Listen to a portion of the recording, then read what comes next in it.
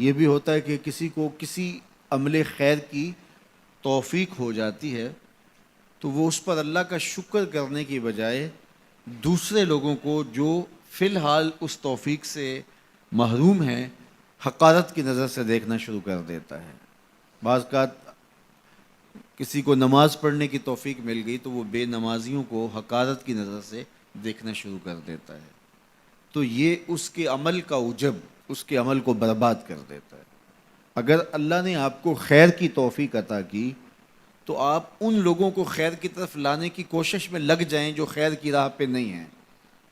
بے نمازیوں کو نماز کا عادی بنانے کے لیے آپ کی جد و جہد شروع ہو جانی چاہیے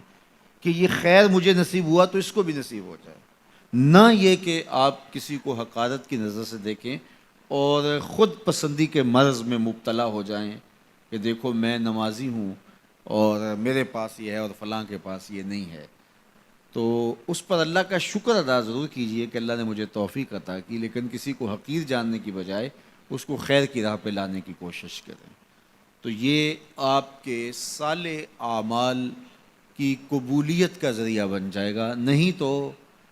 اگر ریا شامل ہو گئی تو عمل برباد، اگر تکبر آ گیا تو اللہ کو تو پسند ہی نہیں ہے، اگر عجب پیدا ہو گیا تو عمل کا نتیجہ آپ کو نصیب بھی نہیں ہو سکے گا۔ اس لیے عمل خالص ہو، صرف رضائے الہی کے لیے ہو، وہ عمل مرد نے کیا ہے یا عورت نے کیا ہے اس سے غرض نہیں ہے، شرط ہے کہ ایمان کے ساتھ اس نے صالح اعمال کا ذخیرہ جمع کیا ہے تو اس کو اللہ تعالیٰ جل شانہ ستھری پاکیزہ مطمئن اور خوبصورت زندگی عطا کرتا۔ اب وہ خوبصورت زندگی حیات طیبہ کیا ہے تو سنیے، حضرت سعید بن جبیر رضی اللہ تعالیٰ عنہ فرماتے ہیں کہ حیات طیبہ سے مراد الرزق الحلال ہے۔ اللہ جل شانہ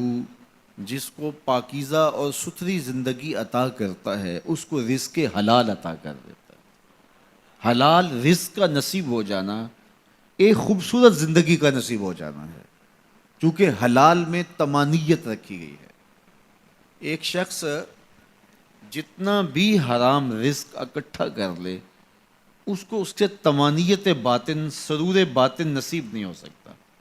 اس کے اندر اطمینان اور قرار نہیں آ سکتا، کیونکہ حرام میں یہ ہے ہی نہیں۔ تو حلال تھوڑا بھی مل جائے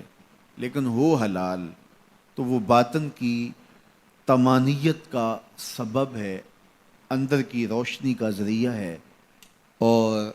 ایک سرشار مطمئن خوبصورت اور خوشگوار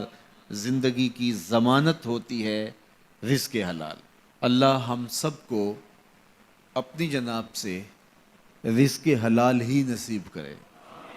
اور اگر ہم سچے دل سے یہ عہد کر لیتے ہیں کہ اللہ ساری زندگی